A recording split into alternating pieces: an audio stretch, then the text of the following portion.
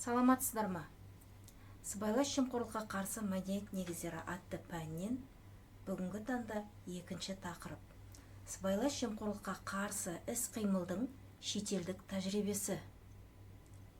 Яғни, бұл тақырыптың өзектілігіне келетін болсақ, сыбайлас жемқорлыққа қарсы күрестегі әлемдік тәжірибені зерттей, талдай отырып, осы құбылысқа тән себептік кешендік факторларды, оған қарсы қолданылатын халықаралық құқықтық құралдарды қарастырып, сыбайлас жемқорлыққа қарсы күрестің даму тарихы болып табылады. Ендігі таңда сабақтың мақсаты неде дейтін болсақ, сыбайлас жемқорлыққа қарсы күрес саласындағы халықаралық тәжірибені зерттеуге арналғандықтан сыбайлас жемқорлық факторларын белгілеудегі негізге алынған сипаттамалы әдіс, талдау әдісі осы құбылыстың себептерін анықтау, ерекшелігін нақтылау үшін салыстырмалы әдіс, салыстырмалы тарихи әдістерді қолданылады. Ендігі таңда қолданылатын нормативті құқықтық актілерге келетін болсақ, ең бірінші негізгі заңды ұмытпаймыз. Қазақстан Республикасының Конституциясы 95 жылғы 30 тамызда қабылданған. Сонымен қатар, Біріккен ұлттар ұйымының халықаралық коммерциялық мәмілелер жасаған кездегі сатып алушылық пен сыбайлас жемқорлықпен күрес 1996 жылғы 16 желтоқсандағы декларация. Дегенмен де екіншісіне келетін болсақ, бұл Қазақстан Республикасының Біріккен ұлттар ұйымының сыбайлас жемқорлыққа қарсы конвенциясын ратификациялау туралы 2008 жылғы 4 мамырдағы 31 заң болып табылады. Еуропа кеңесінің сыбайлас жемқорлық үшін қылмыстық жауапкершілік туралы 1999 жылғы 27 қаңтардағы конвенция. Яғни осы нормативті құқықтық актілерді қолдана отырып сабағымызды жалғастырамыз. Сабағымыздың жоспары халықаралық сыбайлас жемқорлыққа қарсы бастамалардың ерекшелігі, бірінші сұрағы. Ал екінші сұрағы сыбайлас жемқорлыққа қарсы іс-қимылдың ұлттық тәсілдерінің ерекшелігі. Яғни Сингапур, Оңтүстік Корея, Америка құрама штаттың сыбайлас жемқорлыққа қарсы іс-қимыл тәжірибесі. Олай болатын болса, кіріспеге тоқталып өтейік. Қазіргі таңда әлемдегі елдердің экономикасына, азаматтардың әділетті өсіп өркендеуіне балта шабатын құбылыстардың бірі сыбайлас жемқорлық болып отыр. Сыбайлас жемқорлық құбылысымен күресуде еліміз қылмыстық заңнамамен қатар мемлекеттік бағдарламаларды іске қосуда тамырын тереңге жіберген сыбайлас жемқорлыққа қоғамдағы қылмыстыққа бой алдырып отыр. Қазіргі кезде сыбайлас жемқорлық мәселелері әрбір мемлекетте түрлі халықаралық ұйымда кездестіруге болады. Осыған байланысты аталған мәселеге қатысты қолданылатын халықаралық құқықтық құралдарға тоқталып өтейік. Олай болатын болса, бірінші сұрағымызға тоқталайық. Біріккен ұлттар ұйымының сыбайлас жемқорлыққа қарсы қолданылатын халықаралық құқықтық актілер жемқорлық мәселесіне Біріккен ұлттар ұйымы үлкен көңіл бөлді. Ол бойынша мемлекеттердің сыбайлас жемқорлықпен күресуге көмектесу және ақша құралдарының заңсыз аударуларына қадағалайды. Яғни халықаралық көлемде шыққан құжаттардың бірі Біріккен ұлттар ұйымының декларациясы. Ол 1996 жылғы 16 желтоқсандағы халықаралық коммерциялық мәмілелер жасаған кездегі сатып алушылық пен сыбайлас жемқорлықпен күрес және Біріккен ұлттар ұйымының бас ассамблеясының 1975 жылғы 15 желтоқсандағы 35-14 резолюциясы айыптағандай, трансұлттық және бас корпорациялар, олардың делдалдары, заң бұзушы тараптар және оларды қолдайтын топтар парадан бастап сыбайлас жемқорлықтың барлық түрін айтылады, яғни айыптайды. Халықаралық коммерциялық мәмілелер жасаған кезде сатып алушылық пен сыбайлас жемқорлық күрес декларациясы әлемнің барлық мемлекеттерін шетел лауазымды тұлғаларын пара беріп сатып алу, криминалдауға шақырады. Сонымен қатар, Бас ассамблеясы сыбайлас жемқорлыққа қарсы келісім шартпен жұмыс істей бастады. 2001 жылы тамыз айында ашық түрдегі үкімет аралық өткізетін орталық болды. Келісім шартын құру бойынша арнайы комитет Венада 2002 жылғы 21 қаңтарда 2 ақпанға дейін келісім проектісін құру мақсатымен кеңес өткізді. Әлемдік құбылыс ретінде сыбайлас жемқорлыққа қарсы бағытталған бірнеше декларация мен конвенциялар қабылданғанын жоғары көрсеткен болатынбыз.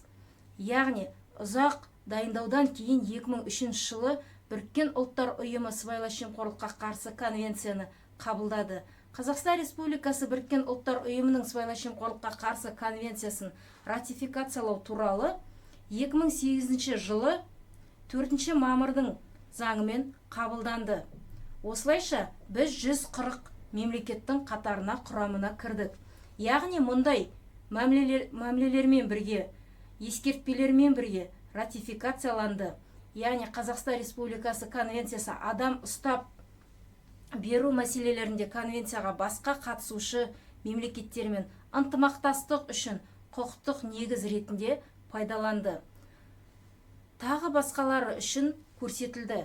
Біріккен ұлттар ұйымы бойынша жемқорлықпен күресу, жемқорлықтың алдын алу мемлекеттердің міндеті болып табылады. Ал конвенция сыбайлас жемқорлықпен күресуге мамандандырылған мемлекеттік ұйымдарды құру болып табылады. Яғни ол 6 бап пен 36 бап аралығын қамтиды. Ал мемлекет аппаратына кадрларды алу 7 бап аралығын қамтиды. Қызметкерлер мен лауазымды тұлғалардың тәртібі туралы осы кодексте қабылданып көрсетілгендей 8 бапта көрсетілген. Мемлекеттік ұйымдардың қызметі жөніндегі ақпарат арқылы жемқорлықпен күресу, азаматтық қоғамды шақыру 13 бап болып табылады. Конвенцияда сыбайлас жемқорлыққа күресу қылмыстық жауапкершілікке тартады. Бұның ішінде, яғни жемқорлықтың нәтижесінде мүлікті жасыру үшін алынған ақшалар, ол 14 пен және 24 бап аралығын қамтиды. Лауазымды адамдардың қызмет бабын теріс пайдалану, яғни өз құзыреттілігін асыра пайдалану, ол 19 баптар сияқты баптарлардың барлығы көрсетілген. 2003 жылдың қазан айында конвенция қабылданып, желтоқсаннан бастап күшіне енеді. Ал Біріккен ұлттар ұйымының сыбайлас жемқорлыққа қарсы барлық адамдар үшін міндетті құжат ретінде оны ратификацияланған болатын. Яғни осы мемлекеттер қатарында болдық. Сонымен қатар, сыбайлас жемқорлыққа қарсы іс-қимылдың ұлттық тәсілдерінің ерекшелігі, жаңа біз жоғарыда айтып өткендей, Сингапур, Оңтүстік Корея, ақш-тың сыбайлас жемқорлыққа қарсы іс-қимыл тәжірибесі. Қазіргі таңда Қазақстанда мемлекеттік басқарудың барлық деңгейлерінде, жеке бизнесте, коммерциялық емес және қоғамдық қызметте сыбайлас жемқорлық көріністеріне қарсы белсенді күрес жүргізілуде. Сонымен қатар мемлекет басшысы 5 институционалдық реформаны іске асыру жөнінде ұлттық қадамды жоспары ретінде айтқан болатын. Сыбайлас жемқорлыққа қарсы жаңа саясатты әзірлеу, жаңа құқықтық тетіктер мен ақпараттық мүмкіндіктерді іздеу. Сонымен қатар сыбайлас жемқорлықты бұзудың алдын алу және алдын алу қоғам үшін ресурстар неғұрлым кеңірек тарту қажеттілігіне назар аударды. Олай болатын болса, әлемдік тәжірибе көрсеткендей, ешбір елде сыбайлас жемқорлықты толықтай құтылу мүмкін емес, бірақ оның көріністерін айтарлықтай төмендетуге әбден болады. Әлемнің көптеген дамыған және дамушы елдерінде сыбайлас жемқорлық деңгейі қазақстандықтармен салыстырылды, бірақ олар оны төмендетіп, бұл құбылыс елді жаңғыртуға, экономика мен қоғамды дамытуға еңсерілмейтін кедергі болмайтынына қол жеткізді. Ендігі таңда сыбайлас жемқорлыққа қарсы күрес мәселелерін барынша табысқа жеткен елдердің тәжірибесін зерттеп айтып өтейік.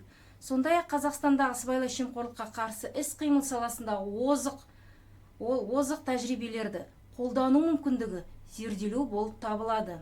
Сыбайлас жемқорлыққа қарсы тиімді саясатты қалыптастырудағы негізгі трендтерді зерделеу, сондай-ақ Қазақстан Республикасында қолданылуы мүмкін зерттелетін елдерді жүргізілген реформалар мен олардың нәтижелерін қарастыратын боламыз. Олай болатын болса, Грузияның сыбайлас жемқорлыққа қарсы іс-қимыл тәжірибесіне шолу жасайық. 10 жыл бұрын сыбайлас жемқорлық Грузияның өмірінің барлық салалары қамтыды, яғни сыбайлас жемқорлықты жою мүмкін емес болатын. Пара мемлекеттік қызметтердің көпшілігін алу үшін қажет болды.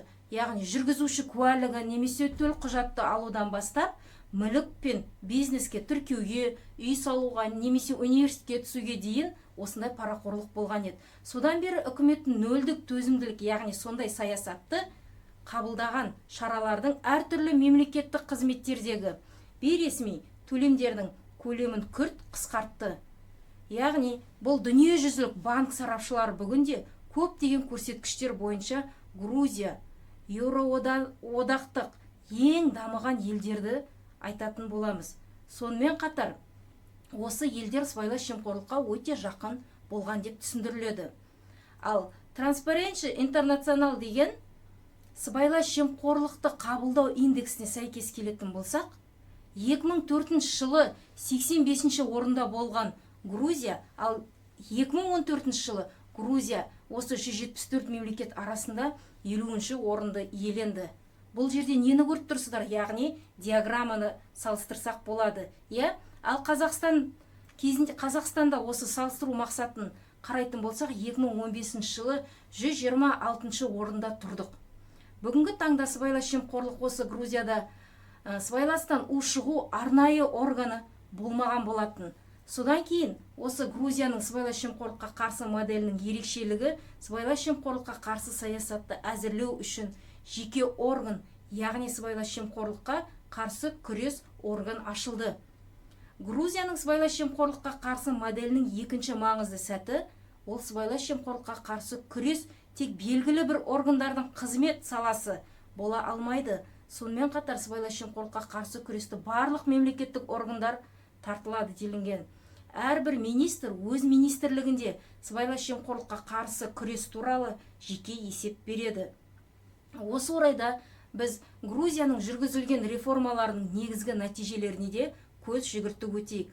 Бұның ішінде ең біріншісі барлық мемлекеттік қызметтер үшін бірыңғай терезе қағидатын құру, яғни кез келген құжаттарды алуға, неке қиюға, бұзуға, немесе компания ашуға және тағы басқа сияқты осы жерде бір жерде әділетті үйі болатын үйінде бола аласыз. Мысалға, сол бір терезеден көптеген іс-әрекет шаруаларыңызды бітіресіз. Мұндай мекемелерде 300-ге жуық түрлі қызметтер жинақталған. Ал азаматтарға басқа мемлекеттік құрылымдардың табалдырығын аттаудың қажеті жоқ болатын. Яғни, әділет үйінде 15 минуттың ішінде сіз кез келген құжатты ала аласыз. Баланың туын тіркеуден бастап, шетелдіктерге визамен тұруға, оны виза арқылы тұруға рұқсат немесе басқа да іс-әрекеттерді бітіре аласыз. Алдымен сіз тек Әділет министрлігінің сайтына жазылу керек болатынсыз. Ол бірінші әрекеті. Ал екіншісі ішкі істер министрлігінің реформалары. 2004 жылы осы реформа басталғаннан кейін, осынан бері полиция мен жол инспекторларының штаты 85%-ға жаңартылып азайды. Бірнеше есе қысқартылды, яғни барлық қызметкерлер, құқық қорғау органдарының қызметкерлері жаңа имиджге ие болды. Онда полиция қызметкерлері әрқашан жолды айтып, өте сыпайы және күлімсіреп шығарып салады кез келген азаматты. Жүргізілген реформалардың нәтижесінде Грузиядағы полицейлер ақша алмайды. Барлық мәліметтер бізде электрондық базасында тіркеледі. Яғни ол құжаттарды табуға да оңай болады. Ал үшінші реформасы техникалық тексеру. Яғни автокөліктер тексеруден өтіп, электрондық түрде болса пара алынды деп есептеледі. Электрондық түрде болмаса пара алынды деп есептеледі. Сонымен қатар емтихандар тапсыру кезінде $35 төлеп кете алатын болса, яғни ол пара алынды деп есептеледі. Ал егерде осы $35 төлемей-ақ өздері өтейтін болса, яғни емтихандан өтті деген іс-әрекеттері бар екен. Сонымен қатар 2011 жылы автокөлікті тіркеу процедурасы да 15 минуттық шаруа болатын. емтиханның нәтижесінде дер кезде алуға нәтижесін сол бойда тапсырған бойда 15 минуттық ішінде алуға болады. Ал төртінші реформа Грузия үкіметі сыбайлас жемқорлыққа қарсы күрестің маңызды аспектісі шенеуніктердің жалақысының өсуін қарастырды. Өйткені қызметкерлердің уәждемесі осыған тікелей байланысты. Полицияның содан кейін бүкіл мемлекеттік аппараттың жалақысы реформалар жылдарында 15-40 есе өсті.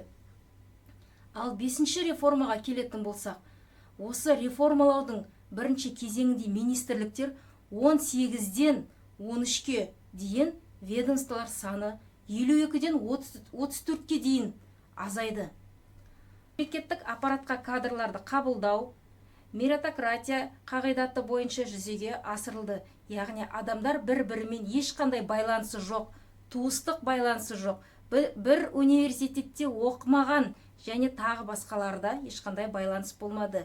7-ші реформаға келетін болсақ, салық жүйесіндегі реформалар, яғни 25 салықтың орнына 6 түрі қалды. Кедендік баждар қысқартылды. 2008 жылы толығымен жойылды ол кедендік баж. Жерді және оның ішіндегі ауыл шаруашылығы мақсатындағы жерді жекешелендіру мүмкіндік беретін заң қабылданды. 8-ші реформа білім беру жүйесіндегі реформалар. Реформалар жүргізілгеннен кейін де осы әр университет қабылдау емтихандары бөлек өткізілді. Университетке түсу үшін бірнеше мың ақы қажет болды. Қазіргі білім министрлігі барлық талапкерлер үшін электронды базалар бойынша бірыңғай емтихан өткізуге дайын болды. Содан кейін алынған бағалар бойынша талапкерлер әртүрлі жоғары оқу орындарына түсе алады. Ал 9-ші реформа Грузияда сыбайлас жемқорлыққа қарсы күрес мақсатында қатаң шаралар енгізілді. Мысалы, қылмыстық жаза, сонымен қатар сыбайлас жемқорлыққа қылмыс фактісі анықталған бойынша, сонымен қатар тағы пара талап еткен болатын болса, немесе осы параны ұсынған адамдар үшінде қолданылды. Сонымен қатар кінәлілік презумпциясы да пайда болды. Онда шенеунік өз мүлкін қалай алғанын түсіндіру керек. Ал 10-ші реформасы сыбайлас жемқорлыққа қарсы стратегияны іске асыру, халықты ауқымды ақпараттандыру мен теледидардан арнайы роликтер көрсету және азаматтарды сыбайлас жемқорлыққа қарсы күреске қатысуға шақырумен қатар жүрді. Ендігі таңда мен сіздерге осы сабақ барысындағы қолданылатын барлық нәтиже бойынша қорытынды жасап өтейік. Яғни, біз шет елдердегі осы сыбайлас жемқорлыққа қарсы іс-әрекеттері қалай жүзеге асатындығы туралы айттық. Оның ішінде Біріккен ұлттар ұйымының конвенцияларын атап өтті, қай жылдары шыққан, және де ол конвенцияның ішінде қандай баптардың көрсетілгендігінде біз қарастырып өткен болатынбыз. Ал енді мен сіздерге тапсырма ретінде осы сыбайлас жемқорлыққа қарсы іс-қимыл, сонымен қатар шет елдердегі іс-қимылдардың тәжірибелерін анықтау барысында сіздерге тапсырма алдағы уақытта беріп өтемін. Қазіргі мына экранға қарасаңыздар, диаграмманы көріп отырсаңыздар, Грузия, Гонконг, Сингапур елдерінің сыбайлас жемқорлық деңгейін жойған көрсетіліп тұр. Яғни 2004 жылы сыбайлас жемқорлықтың ушыққаны, сонымен қатар бүгінгі жақын елдердегі жылдардағы 2014 жылы осы сыбайлас жемқорлықтың деңгейінің төменділігі көрсетіліп тұр, көруге болады. Енді жаңағы мен сізге айтып өткендегідей бақылау сұрақтарына көшейік. Яғни бақылау сұрақтары Америка Құрама Штаттарының сыбайлас жемқорлыққа қарсы тәжірибесі қандай, және де Оңтүстік Кореяда қолданылатын сыбайлас жемқорлыққа қарсы іс-қимыл шараларын атаңыз. Осы тапсырма бақылау сұрақ ретінде де қарастырып, сонымен қатар жазбаша түрде осы тапсырмаларға жауап берулеріңіз сұралады. Екінші тапсырма қосымша осы елді мекендерге, мемлекеттерге диаграмма құру болып табылады. Сонымен қатар қосымша сұрақ ретінде сіздерге Финляндия, Сингапур елді мекендеріне, мемлекеттеріне толық тәжірибе жасап, өздеріңіз эссе жазып келулеріңізге қарастыруға болады. Осымен сабақ аяқталды. Назарларыңызға рахмет.